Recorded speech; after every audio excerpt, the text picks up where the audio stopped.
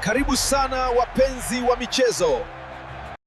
Wakati Ligi Kuu Tanzania Bara imesimama kupisha fainali za Kombe la Mataifa ya Afrika zitakazoanza kuanzia Disemba 21 mwaka huu huko Morocco, mabingwa watetezi wa ligi hiyo, Yanga, wameweka rekodi kali 5 ikiwa imecheza mechi 6 tu.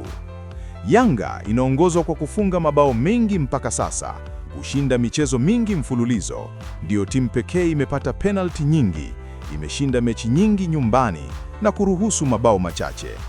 Kwa mujibu wa takwimu za michezo, Yanga imefunga mabao 12, yakiwa ni mabao mengi zaidi katika ligi, ikiwa sawa na JKT Tanzania ambayo ina idadi kama hiyo ya mabao. Hata hivyo, Yanga imecheza mechi 6 tu, wakati maafande wa JKT Tanzania wameshuka dimbani katika michezo 10 mpaka sasa. Yanga ina rekodi nyingine safi ya kushinda michezo mingi mfululizo, ikiwa imefanya hivyo mara 4. Baada ya kulazimishwa suluhu dhidi ya Mbeya City Septemba 30 mwaka huu, Yanga ilishinda mabao 2-0 dhidi ya Mtibwa Sugar, halafu ikatoa kichapo cha mabao 4-1 kwa KMC, baadaye ikawafunga Fountain Gate mabao 2-0 na kuidungua Coastal Union ya Tanga goli 1-0. Katika rekodi hiyo iko sawa na Simba ambayo nayo ilishinda michezo 4 mfululizo ya mwanzo kabla ya rekodi hiyo kuzimwa Disemba 7 mwaka huu ilipotandikwa mabao 2-0 dhidi ya Azam FC. Yanga pia ina rekodi ya kuwa timu pekee iliyopata penalti nyingi zaidi kwenye Ligi Kuu Tanzania Bara mpaka sasa, zote ikizitumia.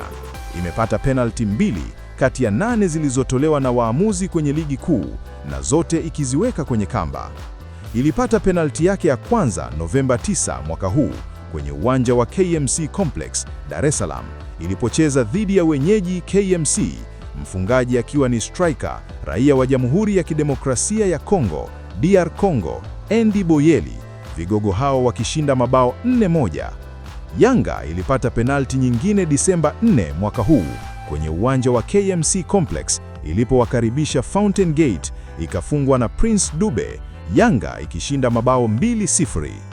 Kama vile haitoshi, Yanga ndiyo timu pekee iliyoshinda michezo mingi ya nyumbani msimu huu mpaka sasa, ikifanya hivyo mara 4 kwa kuichapa Pamba Jiji mabao 3-0, Mtibwa Sugar mabao 2-0, KMC mabao 4-1 na Fountain Gate mabao 2-0.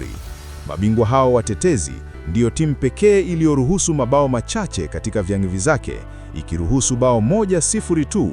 Ilifanya hivyo Novemba 9 mwaka huu ilipocheza dhidi ya KMC na kushinda mabao 4-1. Katika msimamo wa ligi, Yanga yenye pointi 16 iko kwenye nafasi ya pili ikilingana pointi na Pamba Jiji, huku JKT Tanzania wakiongoza na pointi zao 17 kibindoni. Usisahau kusubscribe, kulike na kucomment. Karibu.